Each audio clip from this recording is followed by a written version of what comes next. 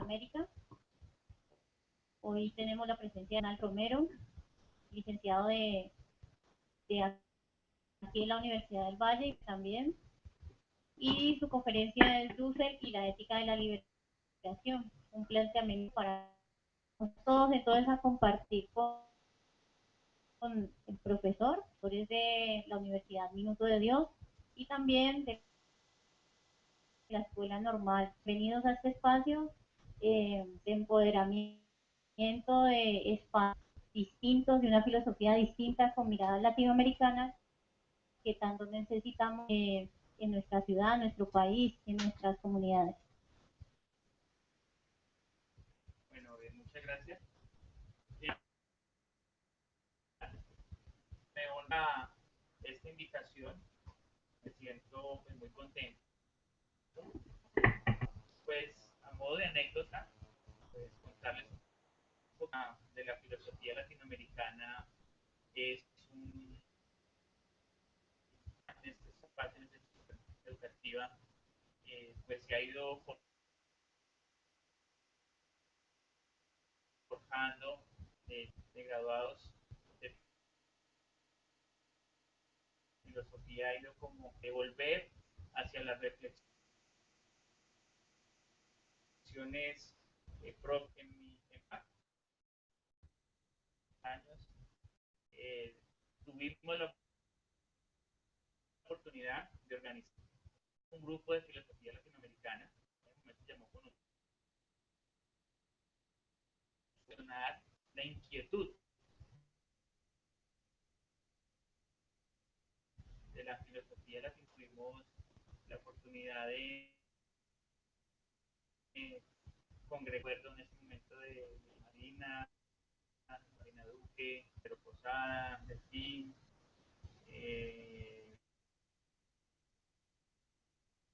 Martín Urquijo, esos temas que llegar a más formal, institucional, ¿no? Sentirme como parte de esa historia que a 10 años se tuvo como esa iniciativa, presión de que las nuevas generaciones, padres de filósofos, de los que estamos formando acá, se están preocupando de los temas. Eh,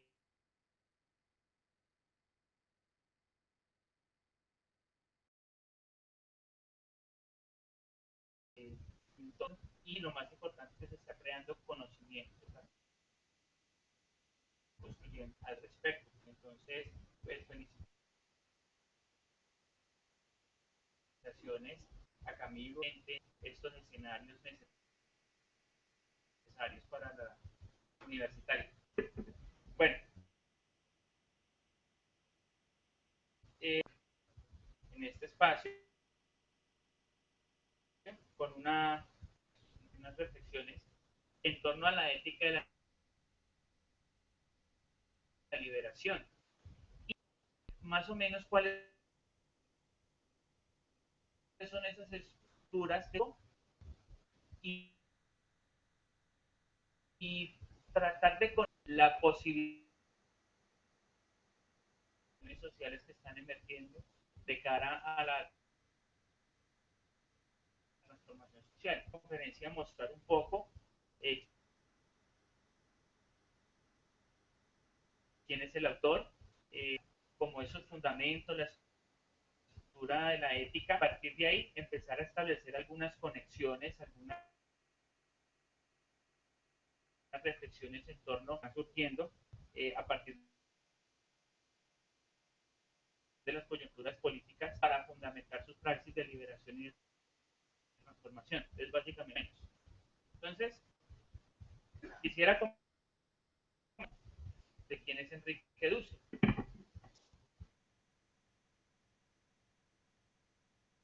Dussel es un filósofo los, los, los 80 años produciendo. Es un tipo que se ha ganado su reconocimiento internacional por la gran producción académica, por sus grandes debates con teóricos, porque él ha forjado toda una generación a una idea que se llama la filosofía y la ética de la liberación. Un señor que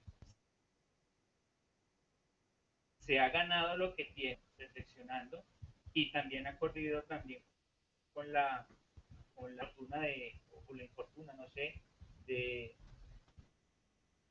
de ser perseguido político, sabe que la, ha tenido la oportunidad de estar trabajando en Copa, ha estado también trabajando con un portento de académico. Dussel es licenciado en filosofía, también licenciado en ciencias de la religión, un doctor honoris causa de Burgo y también de la Universidad Mayor de San Andrés de Bolivia.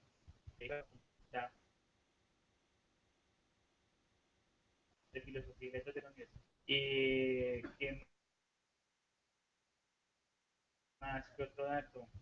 De la historia europea, de la Asociación Filosófica Mexicana, eh,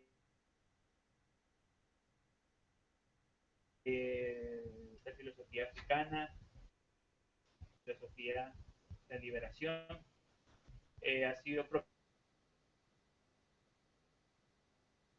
profesor invitado entre el 53 y el 57 de Nacional de Cuyo, su tesis eh, conoció a Paul Gutiérrez y entonces ahí lograron estructurar algunos procesos. Francia un tiempo, estudió teología en la Sorbona, hijos, eh, trabajó como investigador, estudió y trabajó como investigador en los archivos de la India, obtuvo el título en estudios de la religión en el Instituto Católico de París, ¿qué más por aquí? En el 68 volvió a Argentina, a Mendoza, Ciudad Nacional de Cuyo. Entre el 69 y el 73 pues comenzó su etapa de construcción teórica y pues de ahí sale como sus raíces, sus bases estructurales. Eh, tuvo Heidegger y Husserl, digamos, en esa primera etapa. Y entonces por eso vemos en las obras de Enrique Dussel muchos aspectos de filosofía de la liberación, hay muchas reflexiones.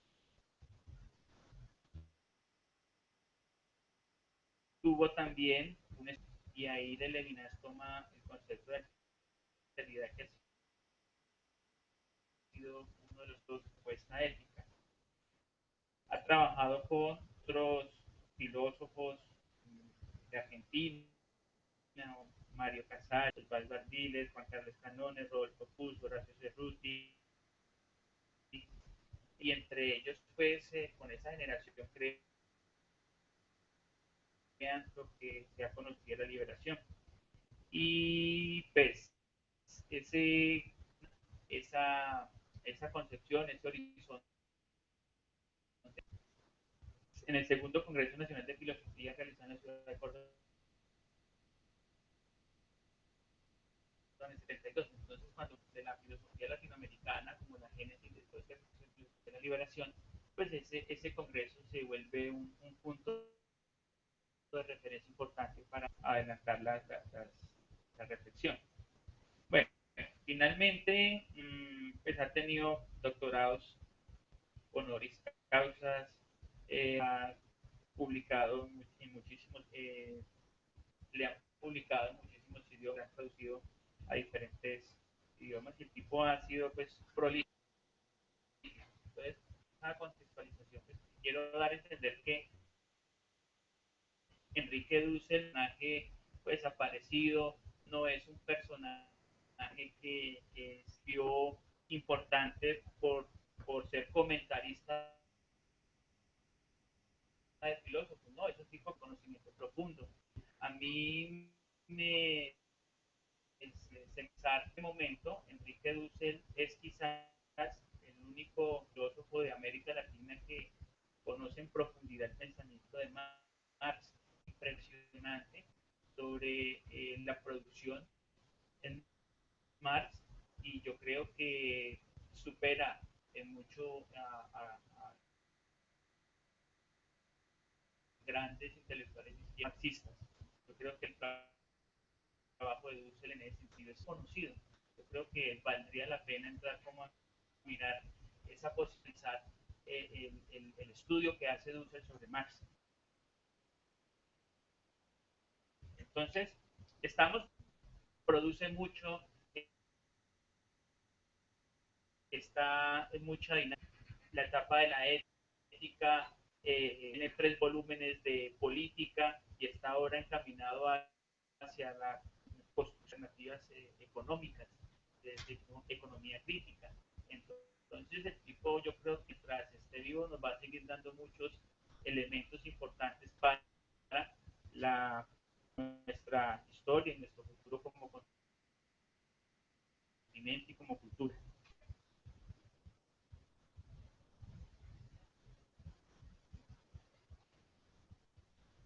Entonces, quiero mostrar ahora una presentación desde dónde parte Dussel su reflexión, cuál es su horizonte de partida. En principio, cuando Dussel empieza todo, es teoría de la dependencia. Él está como en esos años, en los 40, más o menos ahí, y está como en esto de la teoría de la dependencia. Dussel empieza sus reflexiones y empieza a por qué razón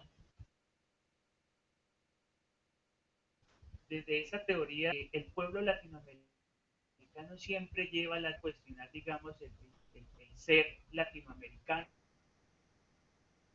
en ese contexto, las ideas que se generan de esa teoría de centro y periferia. Esa teoría implica que existan centros de desarrollo y América Latina cumpliendo un papel de extracción de materias primas, de economía dependiente, culturalmente, mente, educativamente. Entonces, empieza esa deconstrucción que hay unas sistema, se vuelve un sistema opresor y las personas que sufren esa opresión van a ser los finalmente. La categoría que quiero resaltar en este contexto es que de pobre, pobre, pobre, en ese contexto. Bueno, luego, cuando empieza pues todo un proceso de, de avance del capitalismo, Dussel empieza a encontrar que las formaciones sociales se van empezando a conectar y esos centros hegemónicos se empiezan a desplazar. Ya no hay tan marcadas hegemónicos y esos centros dependientes, sino que hay, se van desplazando, van mutando, van cambiando de forma y se van creando nuevas relaciones de poder y de dependencia. Entonces él empieza a mirar todo el problema desde una categoría que se llama lo que él va a llamar el sistema mundo, una nueva forma de ver esas tres. Entonces, en el sistema mundo, él mira que hay pequeños centros de poder que tienen influencias en otros círculos sociales y generan unas dependencias que en su conjunto van configurando una nueva geopolítica. Esa nueva geopolítica también empiezan a cambiar las percepciones, los tipos de dominación, los cursos ideológicos, las formas y las estrategias que tienen estos centros hacia las pequeñas periferias. Entonces, ese sistema mundo empieza a campo, a Dussel, para pensar esa categoría de pobre, de oprimido, centro y periferia, a mirarla desde otro enfoque. Entonces, en ese orden de ideas, Dussel empieza a darse cuenta que ya no empieza a ser pobre, pobre como tal, sino que la pobreza va teniendo unos niveles, hay unas legitimidades, y entonces empieza a perfilarse un concepto que él va a trabajar ya directamente en la ética, que se va a llamar la víctima, a víctima, ¿listo? Y cuando en el 98 que empieza a escribir la ética, publica su ética de la liberación, porque ese libro del 98 incluso se pasó como 10, 12 años escribiéndolo, de víctima transforma la mirada de pobre, porque el concepto de pobre ya era una cuestión muy limitada, solamente remitía a un factor económico, a un factor de posibilidad, a un factor de proyecto de vida, dejando a un lado otros elementos que él encuentra con el concepto y la categoría de víctima, y entonces ya se incorporan otras esferas, otros ámbitos que no estaban contenidos en la categoría de pobre. Entonces, eso se lo debe a quién, amigo. Walter Benjamin es un filósofo alemán que empieza a reflexionar sobre más palabras menos. Walter Benjamin dice, bueno, legitimidad. Es decir, eh, el, el esposo le pega violencia. ¿Por qué? Porque se está legitimando. O sea, la violencia implica autoridad en ese proceso. Entonces, Dussel encuentra que justamente esos centros hegemónicos y esas periferias que estaban, pues finalmente no eran legítimos a los pobres. Entonces, el pobre se queda, la concepción, eso, Benjamin le abre los ojos y le permite pensar la categoría de víctima. Su horizonte ético por excelencia, que es producir, reproducir y desarrollar la vida humana. Entonces, la ética de Dussel, después de la lectura de Walter Benjamin y de revisar el centro, periferia, pobre, oprimido, opresor, todo ese cuento, lo lleva a posicionar el principio rector de su ética, ¿ya? Y la vida humana le va a dar más gruesa, más nutrida a toda su reflexión.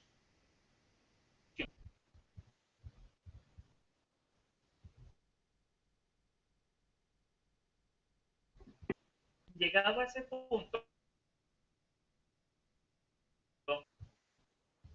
Dussel logra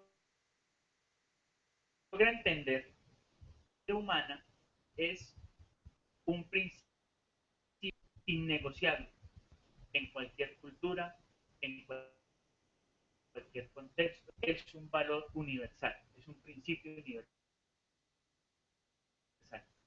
Le va a traer a Dussel una cantidad de problemas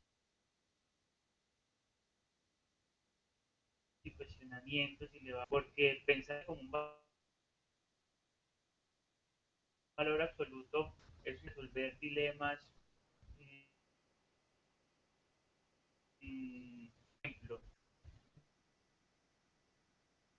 el tema de la... Eso se ha vuelto un tema que en discusiones con Dulce. Bueno, pero entonces miremos un poco este cuento de la vida humana. Entonces, el sistema producir desde el principio de ¿listo? Pero la vida humana es de una manera amplia, no la vida de comer, dormir y caminar. Desde la parte física, ¿no? Es un orgánica, material, vida espiritual, vida de aspiraciones, metas, y, y separa un sistema político que limite cualquier esfera, cualquier ámbito de la vida humana, ya se vuelve un sistema victimario. ¿Por qué? Por producir, ni desarrollar, ni generar, ni potenciar la vida humana en comunidad. Una sociedad donde, por ejemplo, vos no puedes desarrollar tu proyecto de vida, pues entonces ese sistema vida, por tanto es un sistema que se vuelve victimario y mira frente a la relación sujeto-estado de ese sistema. Duro eso. Entonces, ese concepto de vida como principio universal, él lo eleva a concepto, a principio universal. Es decir, él va a decir, mire, universal, porque es que tiene contenido, es real. Y empieza a los modelos éticos porque a juicio de Dussel pues considera pues que no son abstractos, ¿no?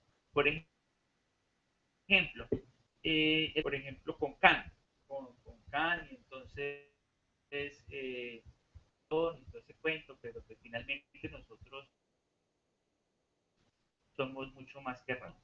Eh, ha producido cantidad de cosas vastas y la razón pues no viene siendo finalmente un criterio para poder transformar realidades, ¿ya?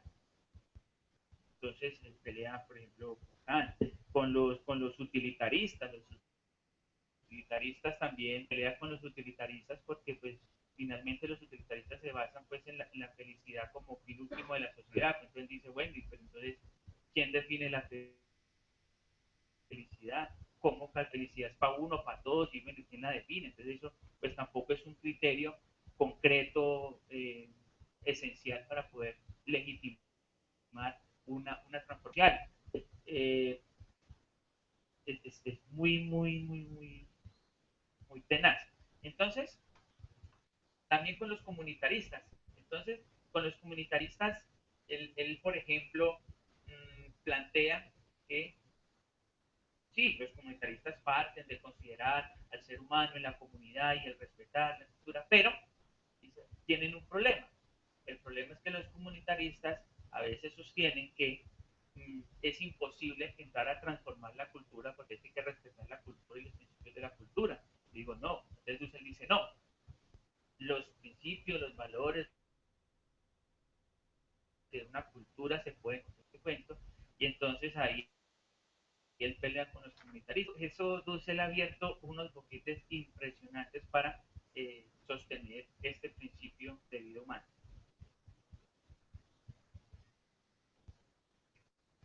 Entonces,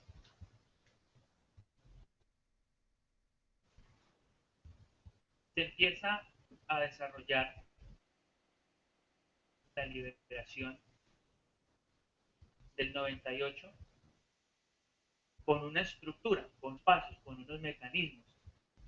Esos pasos, esa estructura, esos mecanismos son complementados con una etapa política que escribió más o menos como hasta el 2007, 2008 más o menos. Se está complementando con lo económico. Entonces el tipo tiene en la cabeza un proyecto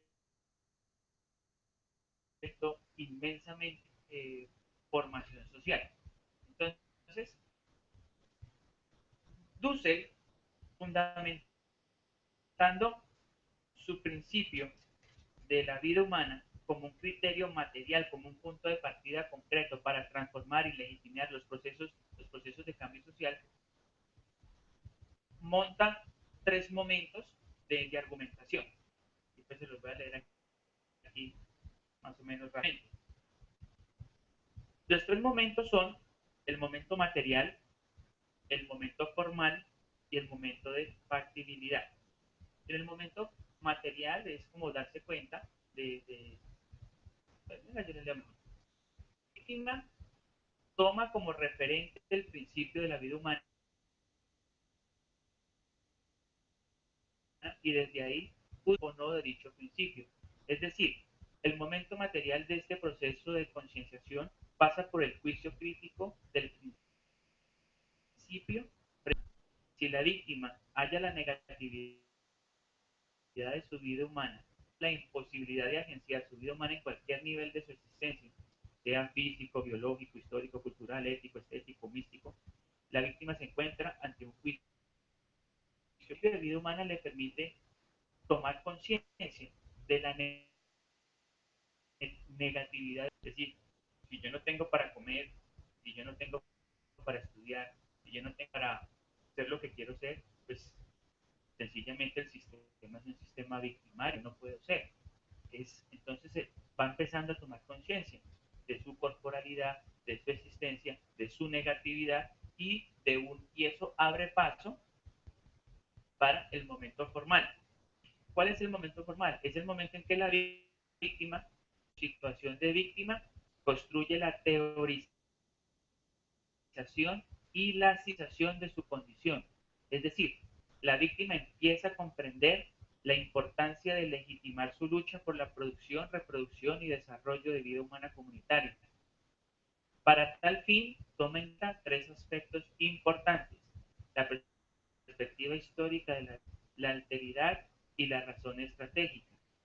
Desde la primera, la víctima de ella es una unidad corpórea y multidimensional, que se halla en una realidad determinada, perspectiva. Luego entonces, las víctimas son los sujetos de la acción transformadora. Desde la segunda, la víctima comprende que su subjetividad resulta diferente a la subjetividad o definida desde las estructuras hegemónicas, y en tanto que es diferente, debe luchar por su reconocimiento como un otro, un distinto. Desde la tercera, la víctima de la positividad y negatividad de la vida humana, el punto de partida para construir un proceso organizativo transformador sobre la base de la simetría dialógica. A conceptualizar, a teorizar, a problematizar su situación. Se da cuenta que ya su negatividad no es porque entonces yo soy pobre y entonces moriré pobre, que porque entonces yo soy excluido, entonces seguiré siendo excluido. No, entonces él, al darse cuenta, empieza a conceptualizar, a decir, bueno, esto no es natural, empieza a problematizar, se da cuenta que esto no es la estructura que debe ser, se da cuenta que yo como ser humano puedo aspirar a otras escenas, aspirar a otras proyecciones, entonces empieza a estructurar y cuando empieza a estructurar, a jugar con el soy ahora, lo que no puedo llegar a ser, empieza a construir un marco de referencia que le va a permitir pasar al tercer momento, que es la factibilidad. Y la factibilidad es el momento en que la víctima logra establecer los medios y los fines de su liberación. Este proceso se construye sobre la base del inédito posible, que ha sido elaborado desde la intersubjetividad. En esta cuestión colectiva, el nuevo consenso, el de una nueva estructura donde la víctima pueda agenciar su vida humana, que posibilitan su concreción. En primer lugar, es fundamental la renuncia a la violencia como ejercicio de transformación. En segundo lugar, la democracia es el escenario para el ejercicio transformador. Por lo anterior, la factibilidad es el momento determinante de la acción transformadora. Y es así, porque cuando la víctima se empieza a dar cuenta, bueno, es que mi situación no debería ser así, y entonces yo empiezo a ver que el otro está más jodido y el otro también está jodido y el otro, entonces empezamos a darnos cuenta que esa no es la realidad, que esos no son los objetivos del Estado, que esas no son nuestras condiciones naturales, que hay que empezar a construir otros marcos de referencia, que tenemos que hacer algo, que tenemos que cambiar, transformar la cosa. Entonces empiezan a unirse la intersubjetividad alrededor de todos estos dramas y a pensar en colectivo una nueva estructura, una nueva, algo que empieza a transformar sus condiciones y es el momento donde entonces estos sujetos, estos bloques mando, empiezan a pensar, bueno, ¿cómo hacerlo? ¿Qué hacerlo? ¿Ya? Y otro dilema, porque si estamos defendiendo la vida humana, pues no podemos ir en contra de la vida humana. Es decir, si defendemos la vida humana como un principio universal y un principio pues que nos va a regir, pues entonces no podemos utilizar métodos violentos. No podemos llegar, vamos a matar a todos los que nos causan la opresión, los que nos causan la victimización. No. Entonces es ahí donde se tiene que construir escenarios dialógicos, es donde se tiene que abrir Dussel a otro escenario de reflexión y es hacia la construcción consensuada de las transformaciones sociales. No puede ir en contra de su principio. Bueno,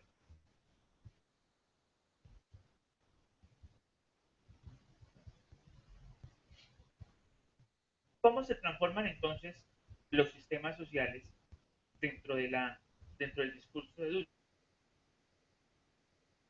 Entonces, Dussel da cuenta como de tres elementos que son la alteridad estratégica y, bueno, y la parte de los consensos. Entonces, la alteridad más o menos viene como representando lo que es el momento que empieza a reconocer un, así, que mi situación es diferente a la otra, los seres humanos pues tenemos un marco de dignidad, que la representación de sociedad que tiene el dominante no es el mismo que yo concibo, entonces hay diversidad, empieza a aflorar la diversidad. Y entonces luego viene la razón estratégica donde nos ponemos a pensar cómo hacerlo, cómo construir esos cambios. Y los consensos se empiezan a montar desde la parte dialéctica. Las comunidades de víctimas tienen que lograr la simetría dialógica con el víctima. Es decir, ustedes me van a preguntar, entonces, ¿cómo hacen los pobres para dialogar de igual a igual con Ardila Lule? Para que Ardila Lule escuche, entonces, ay, sí, entonces cambiemos porque pobrecitos, sí, somos víctimas. Una lucha por el reconocimiento. Las comunidades de víctimas tienen que empoderarse, tienen que colocar esas necesidades sentidas que tienen esas comunidades dentro de las agendas políticas, tienen que enrostrar. Entonces ahí todo el discurso de Levinas cobra vigencia porque es como volver otra vez a reconocernos en el otro, que tenemos que ir todos como para un mismo lado. No sé, pues no podemos caer tampoco en el discurso ingenuo de pues que ay sí, entonces salimos, nos movilizamos, nos hicimos visibles nuestras reivindicaciones y entonces el victimario tomó conciencia y va a cambiar. No, tampoco se trata de eso. Se trata de hacer visibles, que las demás personas vayan tomando conciencia de la situación, vayan viendo que ese principio de vida humana, que es tanto para los unos para los otros, es inalienable, que es fundamental y que la sociedad debe regirse por ese principio. Entonces, no vamos a pensar que la sola movilización, que la visibilización de los problemas van a cambiar la gente. No, es un proceso constante de interpelación, de poner en crisis la legitimidad de los otros, hasta que llega un momento en que se hace necesario que el sistema hegemónico baje la guardia y empiece a buscar nuevos consensos. ¿Ya? Entonces, ese es como la vía que está presentando Dussel como alternativa para no ir en contradicción de su principio. ¿Ya? Ya en ese momento nosotros estaríamos entrando como en la parte de las mediaciones. Entonces, Dussel va a argumentar que, bueno, está la comunidad de víctimas, listo, entonces son 100, 200 reclamando y haciendo visibles sus necesidades, pero él empieza a entender también que una sola golondrina no hace verano, que ese principio, como es universal, empieza a unificar esas necesidades y esas falencias del sistema en otro cierto tipo de comunidades. Entonces, es ahí donde Dussel invita a los, digamos, como a los intelectuales, a los que manejan, pues, a los líderes, que empiecen a buscar conexiones dentro de su proceso de victimización que les permita ampliar el bloque para hacer más fuerte la reivindicación y producir la crisis que se necesita en el sistema. Entonces, por ejemplo, frente a, digamos, frente al machismo, entonces el machismo se puede expresar en diferentes situaciones, por ejemplo, la mujer que no sale de la cocina o que la mujer que no puede acceder a otros espacios de participación. Entonces, no necesariamente tienen que ser este grupo de mujeres las que luchen, sino que los procesos de los efectos de la victimización se ven aquí, se ven en este grupo, se ven en otro grupo, en otro nivel, en diferentes niveles, y entonces el truco está en poder articular todos esos eh, efectos negativos, volverlos un solo bloque para poder interpelar ante el sistema hegemónico. Esa es como más o menos la ruta que establece Dussel en ese proceso. En esa ruta hay una situación muy particular. Hay que darle contenido a esos movimientos sociales, a esos bloques. No podemos caer en la ingenuidad, movilizándonos, eh, eh, interpelando, y entonces la gente toma conciencia y bueno, sí, entonces negociemos, busquemos pues un nuevo orden. No, la cosa no es tan así. Dussel entonces en esa parte empieza a construir las bases de un discurso político. Y la base de ese discurso político es dos conceptos que son, bueno, parecen muy bobos, pero son definitivos en el discurso político. Él va a hablar de potencia y potestad en un libro que se llama 20 tesis de política. Entonces él dice, bueno, las personas con necesidades, con inquietudes excluidas, marginadas, entonces se unen y empiezan a pensar cómo transformar la sociedad, y esto por aquí, las mediaciones y los fines, y bueno, vamos por allá. Pero él le mete, hay un ingrediente que es la potencia, es decir, el poder del pueblo.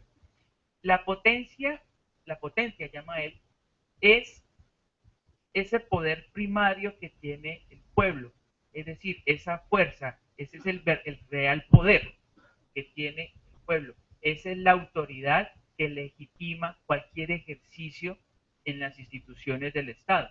Es decir, lo que Rousseau llamaba voluntad general, la voluntad del pueblo, es eso, es esa fuerza, ese poder que tiene. Y esa fuerza por sí sola pues no hace nada. Esa fuerza, ese poder, esa autoridad, esa legitimidad, ese valor que tiene, se hace viable, se hace concreta a través de la potestad, que es el poder delegado, es la mediación. Entonces, Dussel está armando aquí un esquema, digamos, de democracia radical. ¿Ya? Entonces, él va a decir, la base del poder político es el pueblo. ¿Listo? Y ese pueblo se da sus mediaciones, define sus instituciones, que es lo mejor. Da un poder delegado. Y ese poder delegado tiene que ser custodiado por la misma potencia, es decir, por el mismo pueblo. Entonces, él ahí está armando una, una situación, como yo les decía ahora, pues muy sencilla, que parece boba, pero es esencial. Se nos olvida que el poder lo tenemos nosotros, las comunidades. Nosotros cuando hacemos un ejercicio de elección, de votación, le entregamos el poder, la facultad a esa otra persona para que haga en nombre de nosotros lo que nosotros necesitamos como mediaciones para transformar nuestro sistema. Pero resulta que esa persona a la que le delegamos el poder se olvida de su investidura, de quién lo puso ahí y empieza a actuar a título propio. Entonces se abre, se crea la brecha entre el de allá y el de acá, el que está en el poder y los que están acá en el pueblo, y entonces se parte, se parte ese poder, se fisura. Eso es lo que él va a llamar el fetichismo del poder. Cuando el funcionario, el delegado, a quien se le da la potestad, se olvida de dónde viene, de su fuente, y entonces termina actuando a interés personal. Y es ahí donde vienen todos los problemas. Entonces, Dussel trata de fortalecer esa concepción del poder primario, del poder popular, del poder del pueblo, como alternativa para buscar las transformaciones sociales. Él va a decir, aquí no hay otra solución, aquí no hay armas, aquí no hay grandes revoluciones, aquí la única posibilidad viable, real, concreta, de transformar las sociedades es que el pueblo se empodere, retome su poder y encauce nuevamente los sistemas victimarios. Eso es lo que él va a decir. Entonces, ahora, ¿cómo lo va a hacer? Pues entonces él ahí empieza a recuperar la necesidad de que se vayan armando bloques sociales, estos bloques emergentes, que se vayan articulando los unos con los otros, que vayan haciendo más y mejores consensos. Entonces, él lo que está buscando es que en la medida en que las comunidades se vayan organizando, vayan definiendo sus fines, vayan definiendo lo que él va a llamar la hiperpotencia, es decir, como entre todos vamos construyendo el gran sueño, en la medida en que se vaya ampliando esos bloques, esos frentes, la lucha por recuperar el poder va a ser mucho más fácil porque a los otros que se les ha olvidado, los que se han fetichizado con ese poder, entonces van a quedar sin la base, sin la autoridad, sin la legitimidad. Entonces, cuando las comunidades empiecen a reclamar, fundamentándose en su poder primario, en su autoridad, en su legitimidad, lo que están haciendo los sistemas victimarios es ilegítimo, ilegal, y entonces se cae esa autoridad y es ahí donde el pueblo organizado empieza a demandar las transformaciones o a delegar esas instituciones para la transformación de su comunidad. Entonces, ahí esa situación que plantea Dussel es muy, muy particular porque cuando uno lo lee en 20 tesis, uno lo ve tan sencillo como tan fácil, pero bueno, uno dice, bueno, ¿y por qué no se da? Si eso es sencillo, o sea, el poder lo tenemos nosotros y punto. El que nosotros delegamos manda obedeciendo nuestra orden, ¿ya? Ese es el principio de la representatividad. Sin embargo, Dussel al, trata de mostrar una situación que se ha olvidado aquí por completo. Permítanme, les debo aquí un poquitico. Al abordar la obra de las 20 tesis, el primer hallazgo que se da es el de la definición del concepto de política. Dussel en estas obras, 20 tesis, presenta todos los reduccionismos más comunes en torno al concepto de política Y finalmente define la política como el ejercicio del poder político de la comunidad.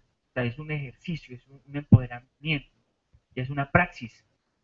Para aclarar este nuevo horizonte de reflexión, Dussel nos presenta que el poder político de la comunidad es la potencia, perdón, es decir, es el poder constituyente que tiene el pueblo, es la voluntad del pueblo, es la fuerza determinadora del pueblo. Y por pueblo, Dussel va a explicar que bueno, el pueblo es la comunidad de víctimas organizada en torno a consensos. Ese poder, esa potencia deviene en potencia. Es decir, la cual es la organización de las mediaciones. O sea, ese poder se transforma en esa mediación. Los instrumentos a través del cual se da el poder delegado de la potestad. Es decir, se construyen las instituciones, se delega a fulano de tal como alcalde, se designa a esta organización para custodiar tal. Bueno, se crea todo ese sistema. La anterior definición de política logra estructurar mejor el concepto de praxis de liberación, puesto que ya se hace más evidente el proceso de empoderamiento comunitario que se venía perfilando desde la ética. En efecto, desde la ética de la liberación se podía observar que el ejercicio de transformación de la comunidad de víctimas era definido por la capacidad de construir nuevos consensos desde la simetría dialógica, lo que les decía antes. ¿Ya?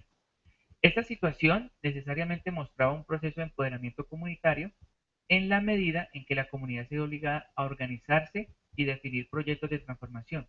De ahí que las preguntas eran obvias. O sea, ¿resulta suficiente? O sea, es decir, con que la comunidad se organice y entonces interpele a los poderosos, a los que causan, entonces eso ya es suficiente para transformar la sociedad. Entonces, no, se necesitaba otro elemento, la parte política, darle como más contenido. En principio, la idea que se tenía de praxis de liberación era la de un nuevo estado de cosas, un antes y un después, la concreción de un nuevo orden agenciado por la capacidad organizativa de la comunidad. Con las referencias de la política y la liberación, la praxis de liberación toma otro vuelo. Ahora, con la emergencia del concepto de potencia y potestad, la praxis de liberación toma el carácter de proceso de agenciamiento del poder instituyente. Este nuevo carácter le imprime a la praxis el aterrizaje teórico-práctico que no se encontraba en la ética. Es decir, en la ética, pues uno veía que la cosa se quedaba como corta, es decir, el tipo todo lo desembocaba en el poder dialógico, en la simetría, y entonces en la medida en que yo interpele y en que organice la comunidad y entre más gente le metamos, pues entonces generamos más crisis y entonces se ven obligados a cambiar. Entonces uno ahí como que se quedaba corto, ¿será verdad tanta belleza? Nos unimos todos y el sistema decae. Todos dejamos de consumir Coca-Cola y entonces el imperio cae. Es como complicado. Entonces faltaba como esa parte que le diera más sustancia o más peso, más rigor a esa praxis de cambio, a esa praxis de liberación. Entonces introduce ahí lo de la potencia, el poder del pueblo, que la autoridad somos nosotros, y entonces hay que volvernos a empoderar, y bueno, entonces por aquí va. Bueno, en un libro que se llama La Arquitectónica, son 3 volúmenes, sobre todo en el 2, que es donde plantea, digamos, toda la estructura. El poder político se muestra desde 3 momentos: el material, el formal y el de factibilidad. Ahora, una cosa que no le había dicho, Dussel es un señor que piensa muy cuadriculado, o sea, él va como muy estructurado, una etapa, segunda etapa, mediaciones, instrumentos, jerarquías. Entonces, para uno poder entrar al pensamiento de Dussel hay que entrar es como con un mapa, un GPS, para poder mirar uno dónde está ubicado. Es una estructura muy cuadriculada, niveles, categorías, cosas. Entonces, a veces se vuelve complejo, pero no, uno cuando empieza a hacer los dibujitos y los muñequitos va saliendo, no es tan complejo que digamos. Entonces, en ese libro de la estructura de la política la arquitectónica, volumen 2, eh, muestra la estructura de lo que llega a ser la política de la liberación. Bueno, entonces lo divide en 3 momentos: lo material, el momento formal y el momento de factibilidad. El momento material del poder político está determinado por la voluntad de vida. Dicha voluntad fundamenta el poder delegado, mandar obedeciendo, el poder político y el poder político. Este finalmente expresa la soberanía del pueblo de cara a la construcción de consenso. Ahí hay una cosa interesante, porque cuando él habla de materia política, él dice, bueno, hay una pulsión de vida, ninguna comunidad se deja morir, y eso es lo que mantiene vivo y es lo que moviliza a las comunidades a organizarse y a luchar por lo que son, a defender su vida, ¿ya?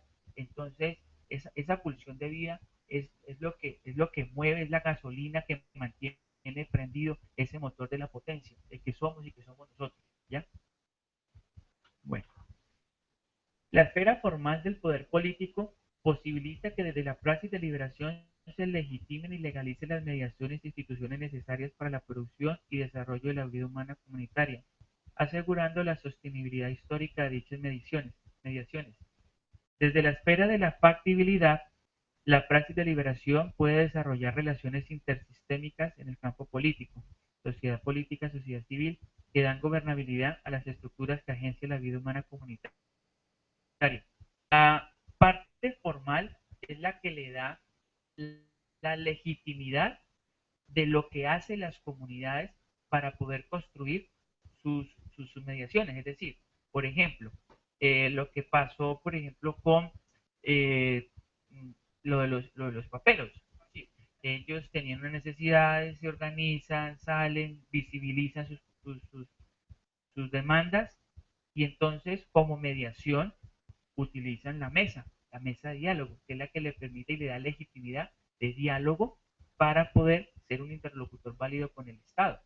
¿Ya? Entonces, a través de la organización, de lo formal, de la estructuración teórica de lo que son, de lo que están haciendo y para dónde van, es lo que le permite el reconocimiento del otro como un interlocutor válido para poder construir nuevos consensos.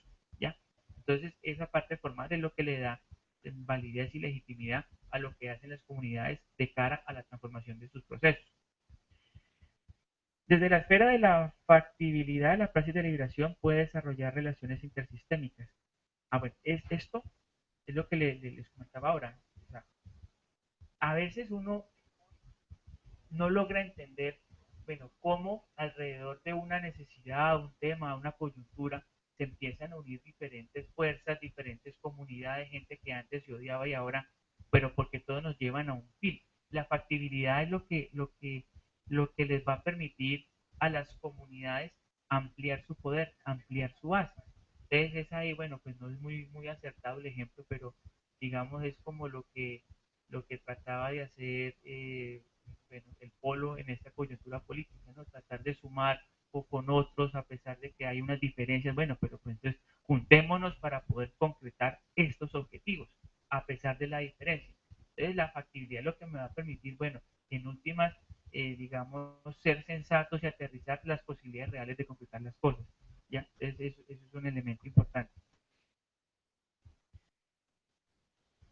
Es importante entonces advertir que la novedad que trae Dussel con el desarrollo de esta estructura política desde el disenso, que les explicaba ahora. Es decir, Dussel reconoce que jamás habrán unos, unos consensos 100% eh, amplios y duraderos. Siempre van a haber gente que se va a quedar como por fuera de esos pactos, siempre va a haber gente pues, que no van a estar, digamos, ahí como en la mermelada, pero esas personas que quedan afuera van a ser, digamos, como el criterio, el sensor, el motor que nos van a decir pilas que hay que seguir abriendo y ampliando ese círculo de democracia, de participación, de legitimidad, porque esa gente no puede quedar por fuera. Entonces, uno lo que va, la sensación que le queda a uno después de leer toda esta parte de política es que Dussel está pensando en un sistema político en el marco de la democracia con una naturaleza flexible, de estar constantemente ampliando los consensos, toda reivindicación nueva, todo derecho que se va construyendo tiene que ser incorporada, no desde la asimilación de que entonces ustedes son los raros, unas en acá, no, sino desde el reconocimiento del otro como diferencia, entonces articularlo a esto para que esta nueva sociedad vaya ampliándose, creyéndose. Entonces, me parece que es como una apuesta a una democracia, digamos, como elástica, elástica con la condición de que sea eh, articuladora de los disensos. Y eso es algo pues que para nuestra coyuntura actual política creo que es algo muy importante porque a nosotros lo que nos mata en este país y digamos en las luchas por muchas transformaciones no es digamos la necesidad de tener que defender los intereses, es decir, los ricos y poderosos, las multinacionales defendiendo sus intereses y entonces mandan a matar a todo el que se oponga, no, la cosa no es como así, yo creo que el tema es porque no hemos logrado comprender la potencia que tiene la diversidad, la pluralidad. Entonces, aquí pienso que Dussel está dando un gran aporte, un gran avance. Es algo que todavía pues deberíamos profundizar porque la propuesta política de Dussel es muy pertinente para, yo digo, para nuestro país y por extensión, digamos, América Latina, porque aquí hay unas tensiones muy grandes que solamente se resuelven en la medida en que logramos comprender y logremos articular esas diferencias y esas diversidades. Dussel eh, está apenas virgen para estudiar y aplicar. Yo quisiera dejar ahí, pues esto es más o menos como lo que quería compartir con ustedes y bueno, pues agradecerle de antemano las reflexiones que podamos construir en torno a lo presentado. Bueno.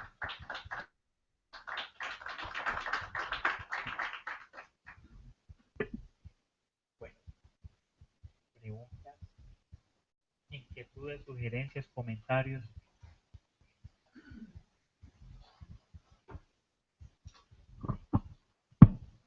Bueno, muchas gracias al profesor. ¿Algunas preguntas?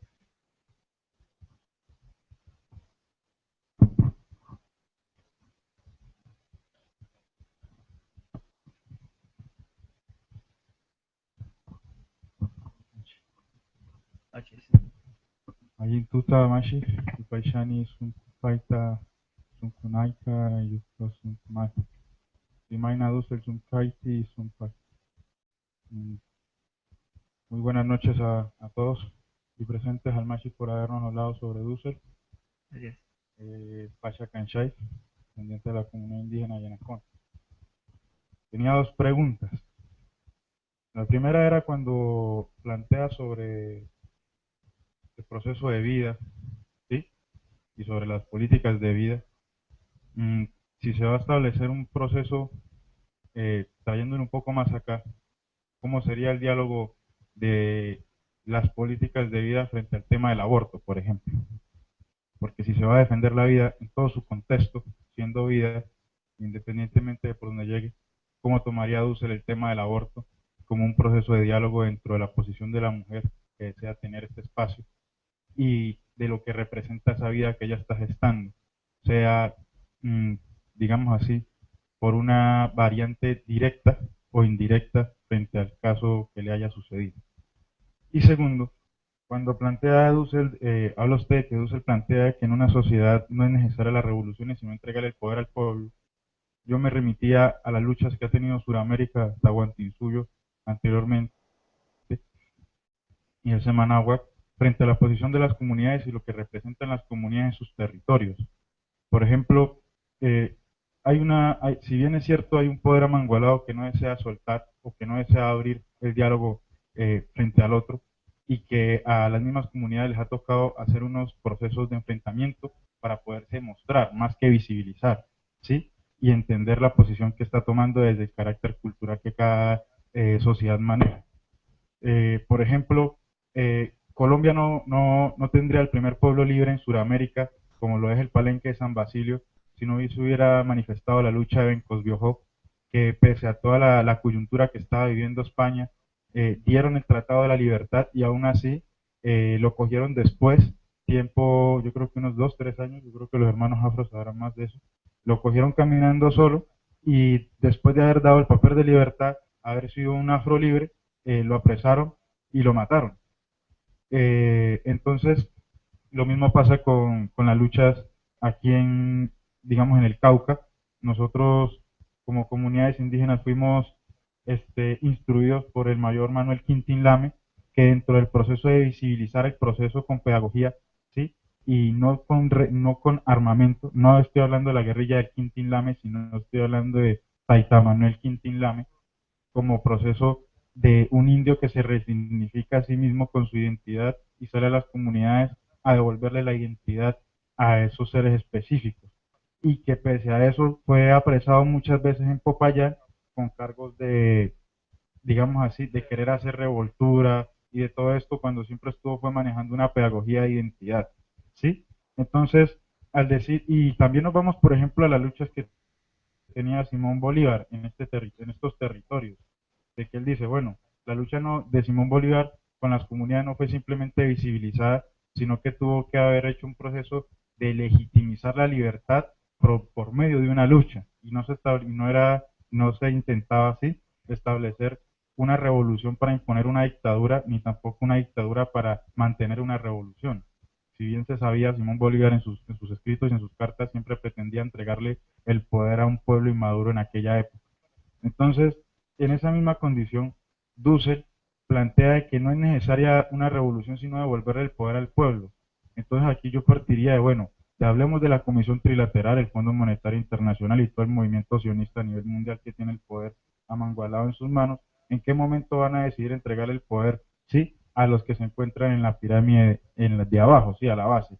Y segundo, ¿en qué momento estos que se encuentran abajo van a entender en su proceso de identidad y de identificarse como un individuo dentro de una cultura, un territorio específico, qué es lo que esa persona tiene que empezar a entregar a, primeramente a su núcleo familiar, a su localidad y ya después al territorio en el que pertenece?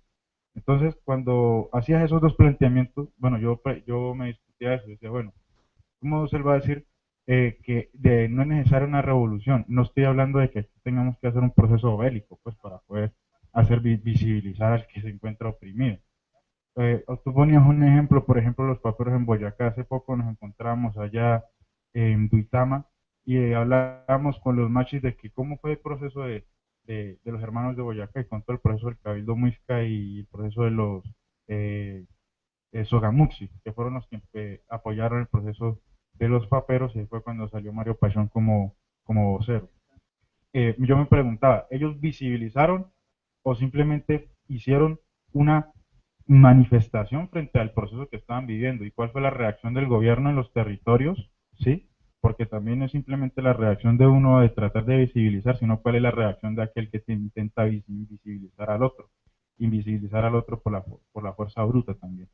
Entonces, dentro de las metodologías que plantea Dussel, digámoslo así, cuando llama al sentarse, al dialogar con el otro, ¿cómo hacer para que esa figura que se encuentra allá, como tú hablabas de un sentarse con Ardi Lalule, sentarse, no sé, con un David Rockefeller, sentarse con estos sujetos que tienen el poder a nivel mundial, porque no estamos hablando ya de las figuras locales, nacionales, sino que estamos hablando de quienes manejan el globo?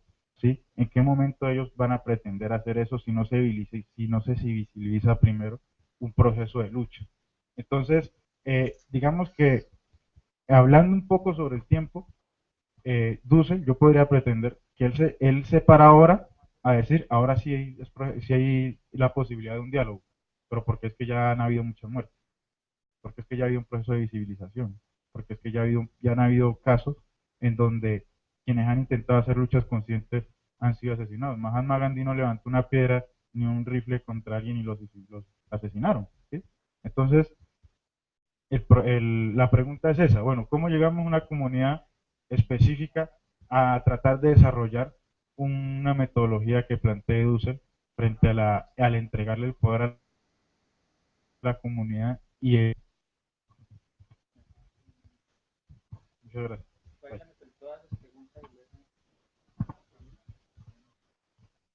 Ah, bueno, pues déjame entonces yo pues para no, no perdamos el hilo. Bueno,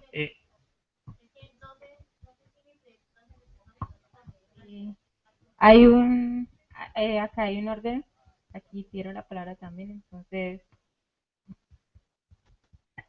hagamos esto de la... La palabra ya te la paso, Karen. Bueno, yo creo que voy a compartir como unas sugerencias o un punto de vista sobre, creo, debe ser la lectura de Dussel. Yo creo que no se puede ignorar el primer momento de Dussel digamos, en su ejercicio de la teológica y todo lo que eso implicó en el estudio de la dinámica de la constitución de lo que hoy es Latinoamérica. Creo que ese primer momento es muy importante porque le permite a Dussel descubrir una ética y un humanismo que luego va a ser fundamental para la constitución de sus otros momentos teóricos. De esa teológica que le posibilita además oportunidades reales de trabajo y de investigación, hay otros momentos que él considera fundamentales, que es lo histórico, lo político y lo ético. Y ahí en lo histórico creo que es fundamental tener en cuenta el concepto de transmodernidad que él sugiere, porque es en ese plano que él nos invita a comprender a Latinoamérica y a la necesidad de transformaciones civilizatorias en la perspectiva de superar la lectura eurocéntrica del mundo y considerar que hay por lo menos 6 núcleos civilizatorios en el planeta que permiten construir pensamiento, construir técnicas y tecnologías. De ese proceso inicial de lo teológico, lo histórico y el concepto de transmodernidad que luego va a señalar en el principio del libro del 98, él reivindica 2 elementos, la ética semítica, la ética del pueblo semita, y hace una crítica a las éticas teleológicas y reivindica un concepto que va a ser fundamental, que luego en el 98 me parece que insiste en eso, y es que la ética debe considerarse una ontología y no una teleología, que ese es el problema de la ética contemporánea y moderna, que lo plantea como teleologías, los valores se deben conseguir y no constituyen al sujeto. Y ese elemento es fundamental a la hora de entender al sujeto revolucionario, al sujeto filósofo que Dussel va a proponer. En la ética semítica, él plantea 3 elementos que creo que son muy importantes para este asunto, entre otros de lo que el compañero acaba de preguntar, que es la erótica, la política y la arqueológica. Y es cómo en la relación de la pareja, el hombre y la mujer, también hay ejercicios de dominación o puede haber ejercicios de liberación. En la política, de cómo hay frente al hermano, frente al otro, también esa posibilidad de liberar o de oprimir. Y en la arqueológica, y ese es un concepto me parece muy importante que él reivindica además de los semitas, y es que gracias a esto de los semitas es que se descubre un absoluto que es exterior al mundo y que por lo tanto el mundo queda bajo el ejercicio de la libertad de lo humano. ¿Por qué menciono esos 3 elementos? Porque en esos 3 elementos Dussel propone lo pedagógico. Y ahí en lo pedagógico es que aparece el filósofo. Ahí en lo pedagógico es donde el filósofo debe actuar. Y es allí donde Dussel cuestiona el ejercicio de la violencia, pero frente al filósofo que en el momento de lo teológico él va a reivindicar como el profeta. Y no es papel del filósofo o del profeta hacer ejercicio de la violencia, sino que su propósito, ese es el pedagógico. Pero no cuestiona la violencia como tal, sino que cuestiona aquella violencia que no garantice la utopía y critica la utopía como principio si se queda siendo utopía y no se convierte en un modelo político concreto. De allí, retomando los 3 elementos que había señalado, que es la historia, la política y la ética, él en esto de la política, como el compañero lo señalaba, plantea unos niveles. En unos términos quizá más coloquiales son los niveles de las prácticas, los discursos y las instituciones. Y ahí en el nivel de las prácticas, los discursos y las instituciones es donde, digamos, él reivindica este principio en la discusión con Kant sobre este nuevo imperativo categórico que él propone, que es la reivindicación de la vida. Pero me parece que él va mucho más allá de la reivindicación de la vida humana y de la reivindicación del sujeto humano como integral, y reivindica la vida en general y denuncia el peligro del ecocidio, el momento en que nos encontramos, que es el peligro del ecocidio. Y yo no estoy muy de acuerdo cuando se plantea que se trata de encontrar disensos. De hecho, la gran discusión de Dussel con Habermas, con Apple, y también la discusión con estas teorías de la justicia del Rawls, es que ellos proponen esa, digamos, esa mirada de la construcción de comunidades de consenso porque se supone que existe una comunidad de discurso. Pero esa comunidad de discurso existe en la Alemania quizá actual, quizá existe en los países nórdicos, pero no existe esa comunidad de discurso en América Latina. Entonces no podemos pensar que aquí se pueden construir disensos por la vía del discurso cuando no hay comunidad de discurso. Y esa es la gran discusión con Habermas y con Apple, sin que él cuestione completamente, digamos, la necesidad de construir espacios de discusión y de diálogo. Ahí yo tendría como unas preguntas porque dos referentes de Dussel importantes son Evo Morales y Marcos. Para Dussel, Evo es el punto de culminación de una dinámica de lucha en América Latina que es supremamente importante, y sin embargo el movimiento que lidera Evo y que está asesorado por García, bueno, que está también encarnado en el pensamiento de García Linera, no reivindica la democracia. Y lo explicitan diciendo que la democracia es el sistema de gobierno donde las mayorías se imponen sobre las minorías. Y entonces también hay imposición. Reivindican el buen vivir. Entonces, allí un poco la pregunta es en torno a ese concepto que el profesor ha planteado sobre la democracia radical. El otro elemento es frente a la reivindicación del movimiento zapatista en los textos tan bellos de Marco, donde él reivindica este otro poder, en lo que el profesor nos presentaba como las potestas y la potencia, que es el mandar obedeciendo. Y es, la institución es válida cuando aquel que va a ejercer ejercicio del poder manda, pero manda para obedecer lo que la comunidad ha dicho. Yo creo que es importante entonces en esa dinámica tener en cuenta la escala de tiempo que Dussel nos plantea y que nos propone.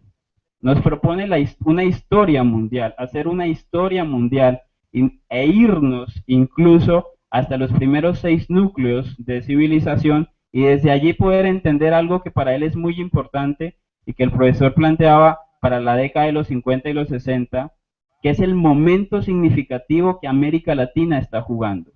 Es decir, que él lee que en este momento en América Latina está pasando algo tan importante que nos puede impulsar y que nos llama además y que nos convoca a pensarnos desde América Latina digamos, una humanidad distinta. Finalmente, pues, me parece un poco problemático esa afirmación de decir que se va a articular al otro, porque articular al otro implicaría meterlo a mi mundo, y eso es una de las cosas que Dussel critica en los textos del 69, el 70 y el 74, y es, yo no puedo articular al otro porque cuando articulo al otro lo meto a mi mundo, y si lo meto a mi mundo lo niego. Lo que me propone Dussel es la analéctica, y es, yo como los que son filósofos o los otros como actores políticos o profesores, cuando estamos frente al otro, lo que hacemos, y especialmente el filósofo o la filósofa, es escuchar. Es el primer ejercicio frente al otro, escuchar para que el otro enseñe. Y después de escucharlo y aprender del otro, ya aquel que es filósofo o filósofa puede acompañarlo para mostrarle los lugares donde, digamos, existe debilidad y hay necesidad de liberación.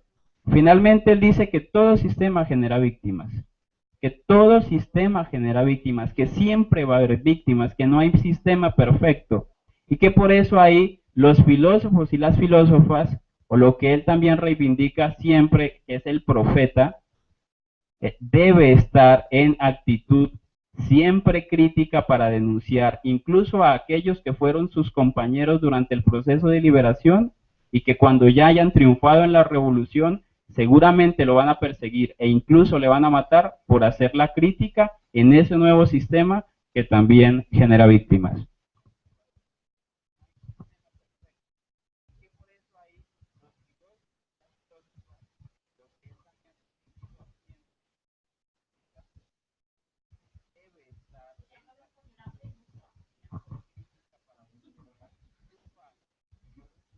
Buenas noches. Em, pues lo que yo pensaba hacer dos preguntas, pero los dos compañeros ya han hablado un poquito más o menos de lo que yo pensaba, pero pues quisiera como sintetizarlo más lo que yo me estaba imaginando. Em, Cuando tú decías lo de que el planteamiento de Dussel sobre el principio que debe prevalecer es el de la vida humana, entonces a mí me surgió una pregunta. ¿Qué dice Dussel cuando ese grupo de víctimas, él dice que no pueden recurrir a la violencia ni a la exterminación de la vida del otro, de los victimarios? Pero él que dice cuando los victimarios son los que acaban con la vida de las víctimas, sí, pues, eh, ¿qué deben hacer las víctimas? ¿Cuál debe ser su posición? Y respecto como a ese diálogo que él planteaba en el que tendrían que estar todos los actores, algo así como también diría Habermas, un debate pues simétrico, ¿sí? Em, ¿Qué pasa cuando los victimarios, tú decías que las víctimas, que nosotros tenemos el poder del pueblo, como dice Dussel, pero ¿qué pasa cuando los victimarios son los que tienen desde ese concepto de deber del Estado, digamos, en el caso de Colombia, que las élites políticas y el Estado y la clase alta tienen el monopolio de la fuerza?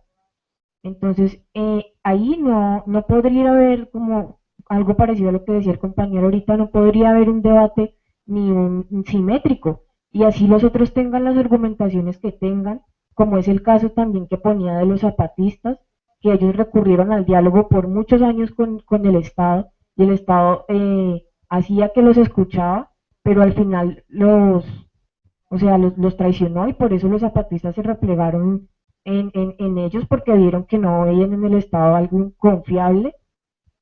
Entonces, ¿cómo sería posible un verdadero diálogo, un verdadero debate si no hay una correlación, por decirlo, hay una correlación de fuerza?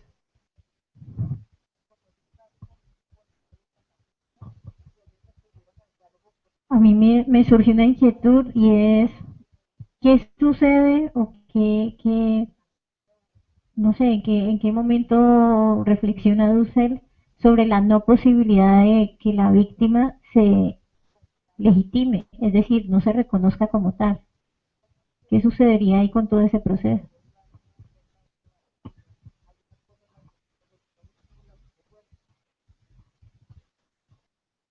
Listo, entonces ahí es la ronda por ahora. Bueno, muy complejo el punto sobre el aborto. O sea, yo en el principio manifestaba lo problemático que resulta sostener la vida humana como principio absoluto, como un valor absoluto. En el texto, en rigor, el tema del aborto no lo maneja, él se remite mucho al tema del suicidio.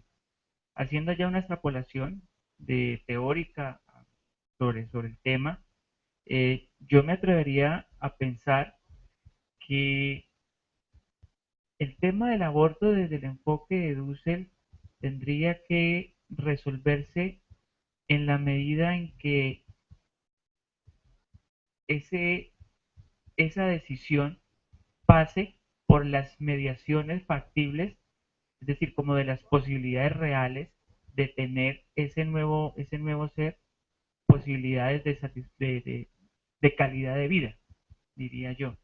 Entonces, digamos que en ese orden de ideas, una chica que está en embarazo contemplar la posibilidad de que, bueno, este niño viene a sufrir, viene con dolor, que no sé qué, que no puede vivir, su vida no es viable, pues digamos que desde ese horizonte tendría argumentos para legitimar una decisión de interrumpir el embarazo. Pensaría yo ahí. Eh, pues lo planteo así, pues porque la condición de la pregunta era pues no tener variables, ¿no? Porque pues digamos que en el momento en que se considere ese embarazo como fruto de una violación, digamos, bueno, hay una agresión, no hay no hubo voluntad. Entonces, digamos, desde ese orden de ideas, la chica tendría la posibilidad de interrumpirlo, pensaría yo. Pero es un asunto muy complejo, como yo les decía, esa posición de Dussel es muy controvertida y muy discutible, y pues son cosas que no terminan de cerrarse, ¿no? Es un debate completamente abierto. El otro asunto es que, bueno, al hablar de no revolución, o sea, yo estaba pensando, yo estaba como tratando de mostrar es esa revolución, ese concepto de revolución que tenemos, de revolución violenta, de revolución con armas, ¿no? A lo que yo hacía énfasis con la lectura de Dussel es que es buscar la transformación desde el empoderamiento de las comunidades, desde el ejercicio político de las personas. A nosotros siempre nos han inculcado de que somos ciudadanos, pero no sabemos ni qué significa, ni cómo se come, ni siquiera sabemos cómo ejercerla, ¿ya? Entonces, la vuelta de Dussel es a recuperar ese sentido de participación, de construcción colectiva, de empoderarse del real poder que se tiene. Ahora, no se trata de llegar a decir, bueno, mmm, salgo, yo me empodero, soy consciente de mi situación y voy a luchar contra las injusticias de las multinacionales y el imperio, pues sencillamente se vuelve un mártir, lo queman, lo matan, ¿ya? Por eso él siempre apela es a la construcción colectiva, al bloque, a que somos más, y entre, digamos, entre más comunidades logremos anexar, no desde la observación, no desde la perspectiva del montón, sino desde la calidad del argumento, desde poder enfocar la interpelación desde diferentes enfoques, desde diferentes matices, pero siempre apostándole al mismo cuento. Entonces yo creo que se puede hacer cosas interesantes, no es como que descartar la revolución, pues porque tenemos que dialogar. No, es un ejercicio político de transformación, la construcción colectiva, el consenso. Si no fuera eso posible, digamos, eh, por ejemplo, las comunidades indígenas, las poblaciones afro no hubieran tenido, digamos, la posibilidad real de articularse y acceder a ciertos espacios de participación. Entonces, yo creo que eh, no es la cuestión de la revolución, no, y entonces lo que hemos hecho históricamente, no, es bien, pero él está planteando una revolución, digamos, en términos políticos, una lucha política, un empoderamiento político, unas transformaciones argumentadas, debatidas, discutidas, construidas desde la base, no impuestas a la fuerza, porque igual, luego ahora que responda otra, vamos a darnos cuenta la diferencia que hay entre violencia y ejercicio de poder, ¿no? Bueno, lo de el compañero que planteaba, bueno, sí, el Dussel tiene ahí bajito, como 3, 4 etapas de su pensamiento. Y sí, y la etapa inicial tiene que ver con todo ese aspecto, ese andamiaje fenomenológico, y de ahí el tipo empieza a trabajar ese concepto de exterioridad, proximidad, pero, pero finalmente yo considero que la lectura de Levinas es lo que le permite como aterrizar un poquito y salirse de ese paradigma de fenomenológico. Él logra encontrar, digamos, como en Levinas, como esa corporalidad, esa materialidad. No me parece, digamos, que riña esa primera etapa de fundamentación fenomenológica a lo que estamos planteando. De hecho, muchas de sus construcciones teóricas todavía permanecen vigentes en estas últimas etapas de Dussel. Por ejemplo, el tema, el tema de la pedagógica. El tema de la pedagogía es un tema que vale la pena explorar porque no lo desarrolla muy bien. Pero entonces cuando uno se pregunta acá en estos procesos de formación de conciencia, de toma de conciencia, uno dice, bueno, ¿cómo tomar conciencia? ¿Cómo hacer el ejercicio que la gente tome conciencia? Y paradójicamente, por ejemplo, en Colombia, nosotros somos jodidos pero felices. Estamos llevados del diablo, pero somos los más felices del planeta. Entonces uno dice, pero entonces, ¿cómo? Es como no haber la pulsión de vida, la necesidad de construir mejor calidad de vida, cuando empieza a pensar con el otro, para el otro, empiezan a construir proyectos comunes, esos ejercicios iniciales que hace Dussel de proximidad, de ese lenguaje del humanismo semita, del líder, bueno, no del líder, no, sino él llama el intelectual orgánico, el que está acompañando, el que está al lado, o sea, no es el que dice, vamos por aquí que yo le digo, no, es el que está al lado, el constructor. Entonces, eso todavía se mantiene, no creo que haya, digamos, como una, una separación. Ahora, cuando planteaban el tema de que hay una separación en los consensos, eh, ¿cómo construir el consenso a partir de la diversidad? Eh, no es que se trate de que el otro que es diferente cambie su forma de pensar, de lo que es, sus tradiciones, para incorporarse a asumir patrones culturales diferentes. No, el tipo, y es ahí también o ejercicio desde su primera etapa, el tipo no es reconocer al otro no como un otro, porque cuando yo reconozco al otro como un otro, estoy reconociendo desde un horizonte personal. O sea, yo soy así y usted es otro, pero usted es otro porque yo soy así. ¿Sí la pilla? El Dulce lo que está planteando es reconocer al otro como un distinto a mí. Entonces esas distinciones como que son muy pendejas, no tan obvias, pero son fundamentales. No se trata que el otro pierda su esencia, porque no se él en la filosofía de la liberación plantea una cosa que no se trata de meter lo distinto en el saco de lo mismo. No se trata de eso, se trata de reconocer al otro como un distinto a mí, que podemos construir un proyecto común a partir de un principio universal claro y preciso. Es eso. Es eso. Ahora, el problema de, del reconocimiento como víctima, del no reconocimiento como víctima.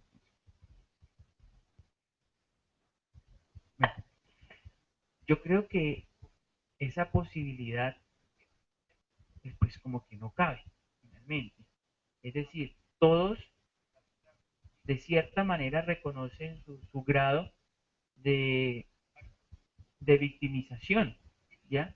Otra cosa es que esas personas no logren encontrar quién oriente o no logren encontrar con quién organizarse, no logren encontrar por dónde. Pero yo creo que todos tenemos así sea de modo empírico, primario, básico, como lo quieran llamar, pero todos tenemos ese granito ahí. Lo que pasa es que no hay, digamos, una estructura pedagógica, no hay estructura de liderazgos comunitarios que permitan potenciar toda esa situación. Me parece a mí. Ahora, otra pregunta que me llamó mucho la atención es que la que hacías tú, bueno, de cómo cambiar la cosa, si es que el poder de nosotros está ahí, pero los de allá que están en el poder y no dejan, más o menos como así. Pues aquí yo le doy la razón a Dussel y de pronto pues no estarán de acuerdo conmigo, pero yo digo, el pueblo nunca se equivoca, y menos en elecciones. O sea, tenemos un Congreso mitad paraco y mitad burocrático. Eso es lo que el pueblo escogió. Al margen de lo que haya pasado, del tamal, al margen del cemento. Pero esa es la decisión del pueblo. Ahora, si nosotros estuviéramos en un plano hipotético donde la decisión del pueblo hubiera sido otra, si hubiese, digamos, configurado otro tipo de mediación, pues entonces la situación de nosotros sería muy distinta. Ahora, ¿qué quiero decir con esto? Quiero decir que cuando,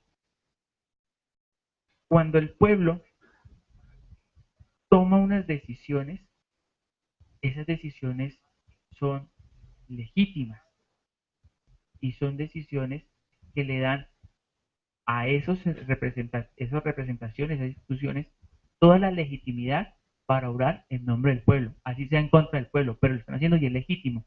Y es ahí donde viene, digamos, la inquietud sobre, bueno, la represión. Cuando salen los estudiantes, cuando salen los campesinos y viene los representantes del Estado que supuestamente son de los y nos dan en la cabeza. Pero es ahí donde el concepto de legitimidad es lo que marca la diferencia entre el derecho y la violencia. Y eso lo toma de Benjamin. Si, digamos, el pueblo en su proceso de construcción identifica que lo que está haciendo el sistema es ilegítimo, sale a las calles, ese salir a las calles es, es legítimo, es válido, es defendible, es sustentable, es argumentado, ¿ya? Y cuando el policía le pega a estos campesinos, a estos estudiantes, pues entonces ahí hay violencia, porque la reclamación es legal, es legítima, es válida. Y esa misma situación pasa por la cuestión del Estado, cuando, digamos, el policía también está, digamos, en su derecho, no en su derecho, en el ejercicio de su legítima función, pues hacer control. Lo que pasa es que hay una línea, pues, entre el abuso y lo que está permitido hacer. Entonces, me parece que el tema de la represión, el miedo a la represión, ese miedo a que nos maten porque no, porque queremos cambiar las cosas, pues es una preocupación válida porque tenemos una pulsión de vida, pero a nosotros lo que nos justifica y nos moviliza en esa dirección es precisamente la legitimidad de nuestro proceso. Y esa legitimidad se gana en la medida en que se construyan esos consensos amplios. Okay. Y queda por ahí otra cosita suelta. Y tampoco es imposible. Fíjate, por ejemplo, la lucha de los estudiantes, lo de la MANE. O sea, con todo el aparato, con todo el Congreso de su lado, quisieron hacer una reforma y los muchachos salieron, se organizaron, empezaron a hacer actos, actividades y lograron echar para atrás un proceso que era nefasto para la educación, defendieron sus proyectos, pero hubo articulación pública, hubo privadas, apoyos de otros lados, comunidad internacional, se empieza a construir los bloques, los frentes sociales y se logran hacer cambios. Pero pues entonces sí se puede, sí se puede. O sea, la cuestión es cómo comprender el concepto de política, cómo comprender el concepto de lo público, cuáles son las mediaciones, cómo hacer ejercicio de nuestra ciudadanía, ¿ya? Entonces, ahí está como la invitación para volver a retomar estos autores, Russell, Amir Samin, todos estos que son teóricos, críticos, que son pertinentes para nuestros contextos. Bueno, muchas gracias. Damos paso al segundo bloque de preguntas, comentarios que cualquiera pueda hacer.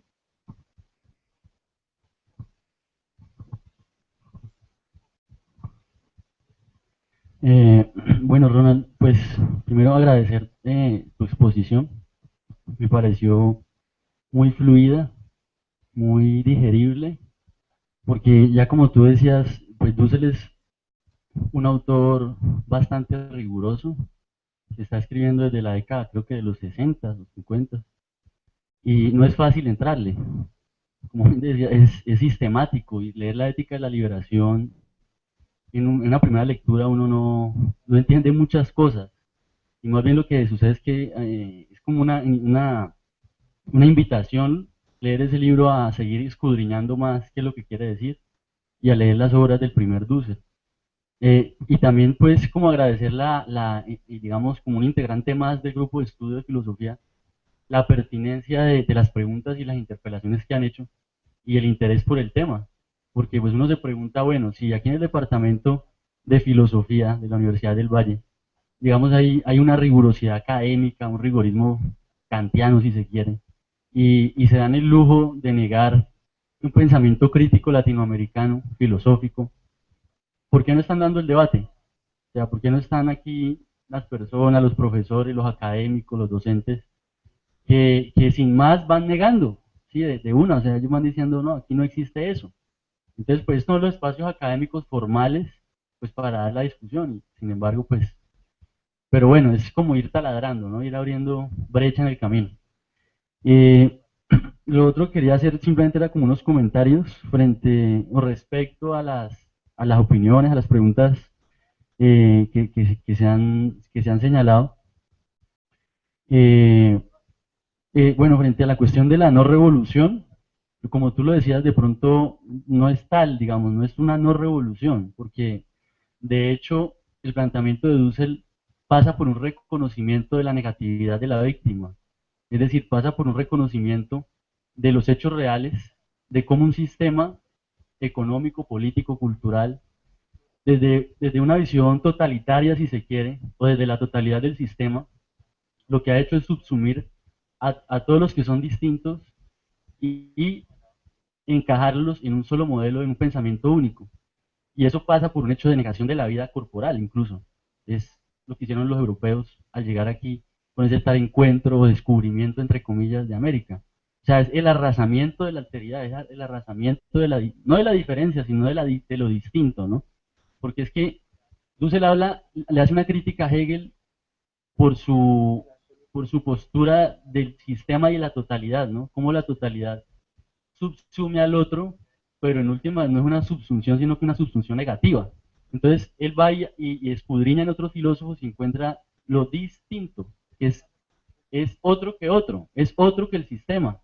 Entonces ahí nos da la posibilidad, a través de las mediaciones eróticas, pedagógicas, políticas, y ya con los avances que Dussel va tomando, como tú bien lo señalabas, se va viendo más concreta ese camino, ese trasegar. Y ese trasegar es un trasegar, incluso ustedes me disculparán, hasta sangriento, ¿sí? Porque es que implica la resistencia frente a la totalidad. Y la totalidad no se cambia a punta de discurso, sino que es el cuerpo sufriente, sintiente, como diría Javier Zubiri, el que está enfrentando una situación de riesgo de la vida. Y Dussel es víctima de ello, con tal, por eso le pusieron una bomba en su casa en Argentina. Entonces creo que el tema de la revolución queda allí, es más, es una revelación frente a lo mismo, ¿no? Es una revelación frente a la homogeneización. Y ese revelarse implica ir en contra de la corriente. Y ir en contra de la corriente implica unirse con la comunidad de víctimas desde la diferencia, como usted bien lo decía, y busca, en últimas, es reivindicar la vida desde los diferentes horizontes culturales que hay en América Latina y en el mundo, porque ya nos salimos no solamente de América Latina, sino del África, del Asia, y de las mismas víctimas que hay en Europa y en Estados Unidos, por ejemplo. Por eso el concepto de víctima pues es tan amplio, ¿cierto? Eh, lo otro que que me pareció muy interesante lo que decía el compañero, es esto del otro absoluto. Digamos, he leído algo de Dussel, no he leído toda la obra de Dussel, porque es muy amplia, pero ese es mi deseo leerlo. Y me hacía mejor dicho, me angustiaba eso de la alteridad y de que de alguna manera el otro puede, ese discurso de la otredad o la alteridad, ¿cómo no puede caer en una fetichización individual del ser humano, o sea, de cada sujeto? Porque como el otro es otro, es infinitamente otro, entonces, ¿cómo hago para articular esas múltiples otredades? Pero entonces yo creo que a través de las mediaciones y de la pulsión de vida, que no es un puro vitalismo, pero tampoco es un puro materialismo que niega la espiritualidad de las culturas, sino que es el reconocimiento de los dos planos, es decir, de lo material y lo espiritual, lo que logra a través del discurso y de la voluntad de vida, que estas comunidades en medio de sus diferencias, incluso de sus oposiciones, logren de manera mancomunada como potencia llegar a la potestas, llegar a la institucionalización, a la ejecución real del poder. Entonces, esa fetichización, es decir, y como decía el compañero, todo sistema trae consigo víctimas. ¿Por qué? Porque los seres humanos somos imperfectos, no somos dioses, es decir, siempre va a haber víctimas y siempre va a haber gente en desacuerdo con el summa causae o con un socialismo raizal, pero se trata de un sistema orgánico que siempre está en movimiento y está en riesgo, o sea, está en un riesgo constante. O sea, no es una postura estática, determinista, vitalista, sino que está abierta a las mediaciones. pero como horizonte último está la vida. Entonces, evidentemente el tema del aborto es muy problemático, el tema de la violencia es muy problemático, porque entonces si se está hablando de la vida, ¿cómo se va a legitimar la violencia? Pero es que estamos en América Latina, como decía alguien aquí. Es decir, no hay comunidad de hablantes porque la comunidad de hablantes ha sido sustituida por el magnicidio. Entonces, eso suscita, digamos, otro campo de, otras tensiones políticas, digamos. Entonces, era eso. Y bueno, más preguntas o opiniones.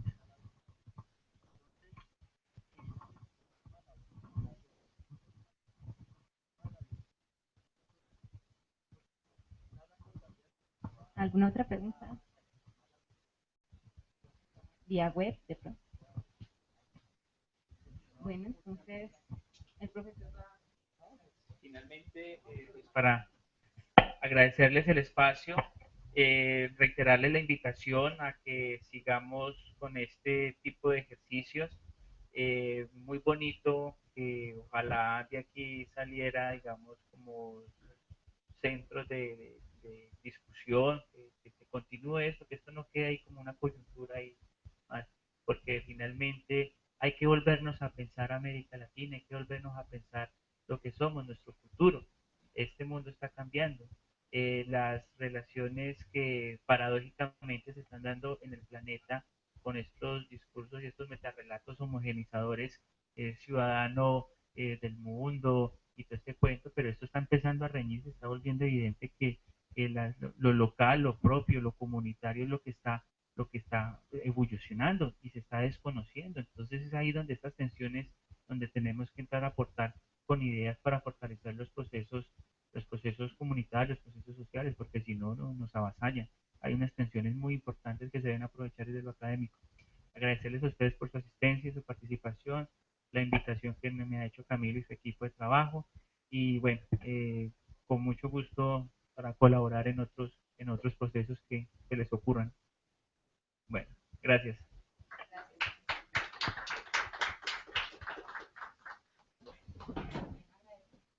Finalmente, pues agradecemos a la asistencia de ustedes, los que vinieron presencialmente, los que estuvieron también vía web, obviamente el profesor de parte pues del grupo de estudio de filosofía latinoamericana, y en este el segundo ciclo de conferencias que es Pensar Latinoamérica. Como decía el profe, pues es un planteamiento necesario que debe hacerse, y muchas gracias por escuchar y también entrar en ese diálogo, porque esto lo construimos entre todos. Entonces, muchas gracias y hayayas. La próxima, el próximo ciclo de conferencias está por confirmarse, porque dentro de 8 días pues vienen la segunda ronda de las elecciones. Entonces, vamos a estar enviando pues a sus correos y por Facebook, y acá en el plan pues vamos a estar avisando dónde va a ser, si va a ser dentro de 8 días en la biblioteca departamental o se aplaza dentro de 15. Bueno, muchas gracias.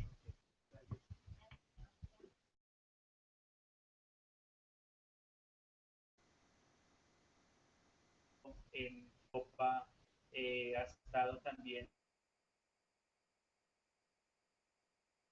trabajando con un portento de académico. Dussel es licenciado en filosofía, también licenciado en ciencias de la religión, un doctor honoris causa en Friburgo, y también de la Universidad Mayor de San Andrés de Bolivia.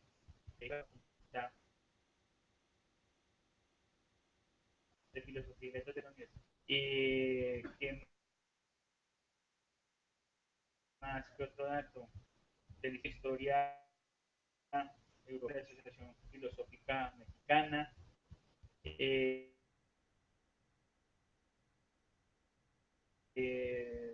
filosofía africana, filosofía de liberación. Ha sido profesor invitado entre el 53 y el 57 de Nacional de Cuyo. Su tesis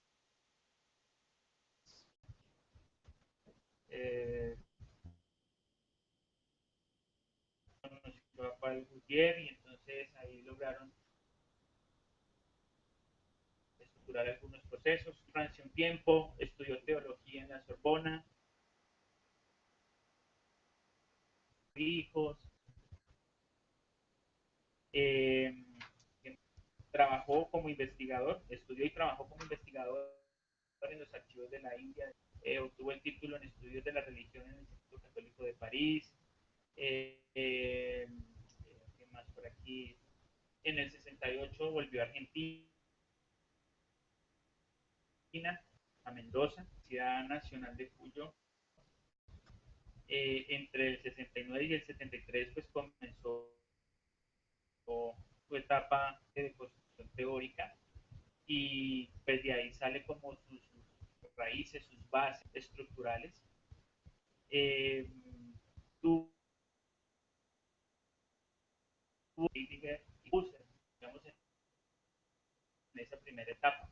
Y entonces por eso vemos en las obras de Enrique Dussel muchos aspectos de filosofía de la liberación, hay muchas reflexiones. Tuvo también y ahí de Levinas toma el concepto de alteridad que ha sido uno de los dos propuestas ética.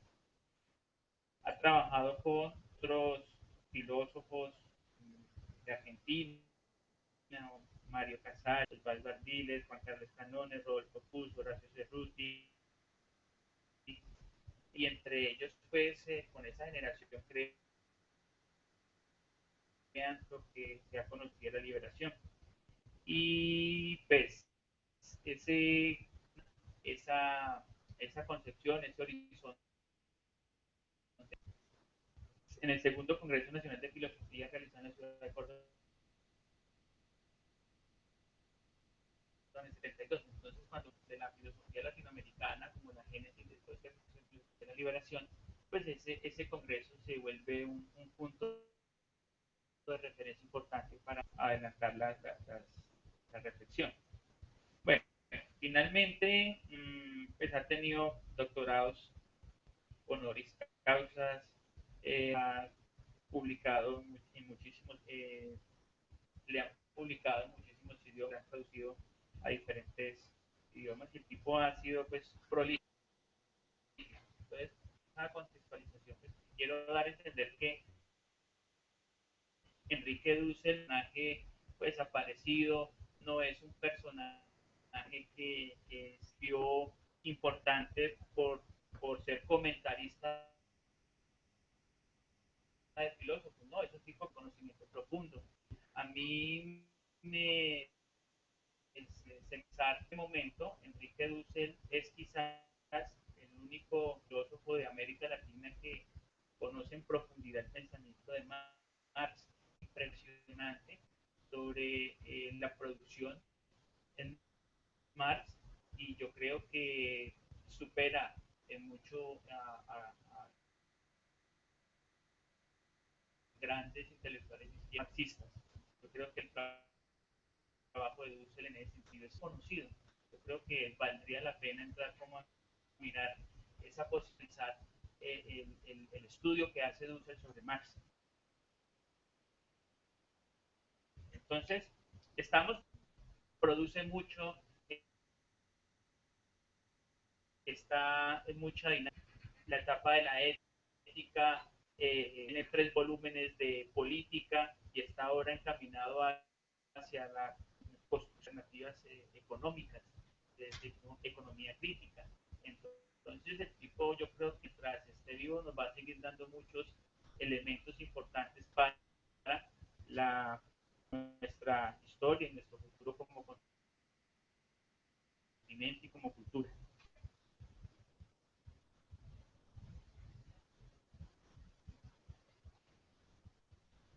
Entonces, quiero mostrar ahora una presentación desde dónde parte Dussel su reflexión, cuál es su horizonte de partida. En principio, cuando Dussel empieza todo, es teoría de la dependencia. Él está como en esos años, en los 40, más o menos ahí, y está como en esto de la teoría de la dependencia.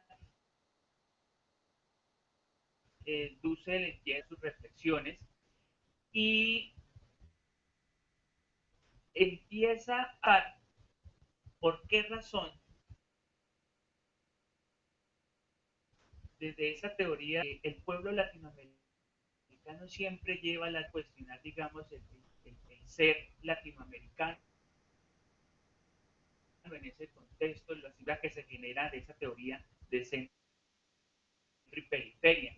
Esa teoría implica que existan centros de desarrollo y América Latina cumpliendo un papel de extracción de materias primas, de economía dependiente, culturalmente, mente, educativamente. Entonces, empieza esa deconstrucción que hay unas sistema, se vuelve un sistema opresor y las personas que sufren esa opresión van a ser los finalmente. La categoría que quiero resaltar en este contexto es que de pobre, pobre, pobre, en ese contexto. Bueno, luego, cuando empieza pues todo un proceso de avance del capitalismo, Dussel empieza a encontrar que las formaciones sociales se van empezando a conectar y esos centros hegemónicos se empiezan a desplazar. Ya no hay tan marcadas hegemónicos y esos centros dependientes. Está en América. Hoy tenemos la presencia de Donald Romero, licenciado de aquí en la Universidad del Valle también, y su conferencia es Dussel y la ética de la liberación, un planteamiento para todos, entonces a compartir con el profesor, es de la Universidad Minuto de Dios y también de la Escuela Normal. Bienvenidos a este espacio de empoderamiento de espacios distintos, de una filosofía distinta con miradas latinoamericanas que tanto necesitamos en nuestra ciudad, en nuestro país, en nuestras comunidades. Bueno, muchas gracias.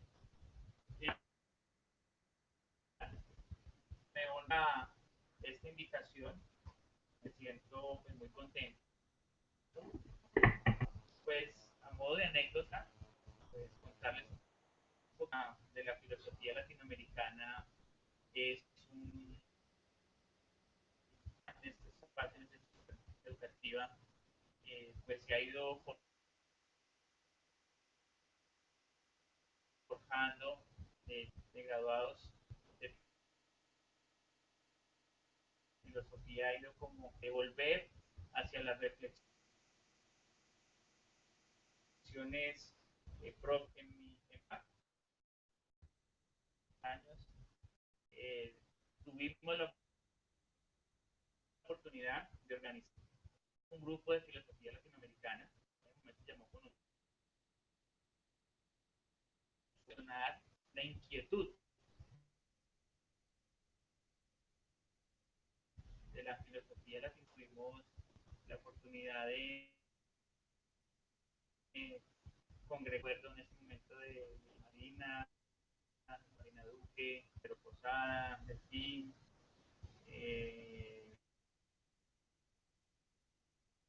Martín Urquijo, estos temas que llegar a más formal, institucional, ¿no? Sentirme como parte de esa historia que a 10 años se tuvo como esa iniciativa, presión de que la nuevas generaciones, pares de filósofos, los que estamos formando acá, se están preocupando de los temas. Eh,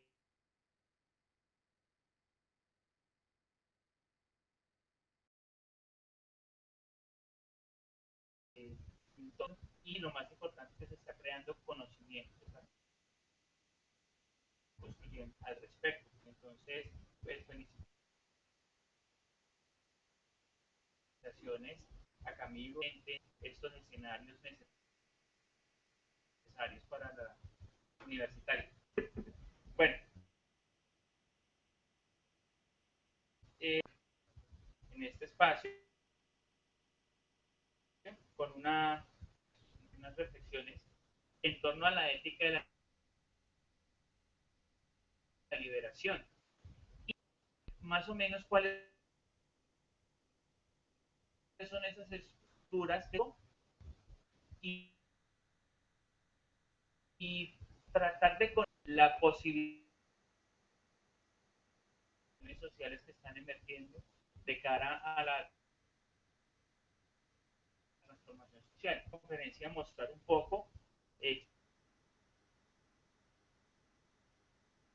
quién es el autor, como esos fundamentos, la estructura de la ética. A partir de ahí empezar a establecer algunas conexiones, algunas reflexiones en torno a surgiendo a partir de las coyunturas políticas para fundamentar sus praxis de liberación y de transformación. Es básicamente eso. Entonces, quisiera de quién es Enrique Dussel.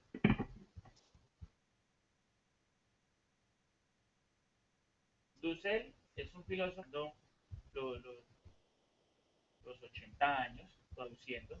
Es un tipo que se ha ganado su reconocimiento internacional por la gran producción académica, por sus grandes debates con teóricos, porque él ha forjado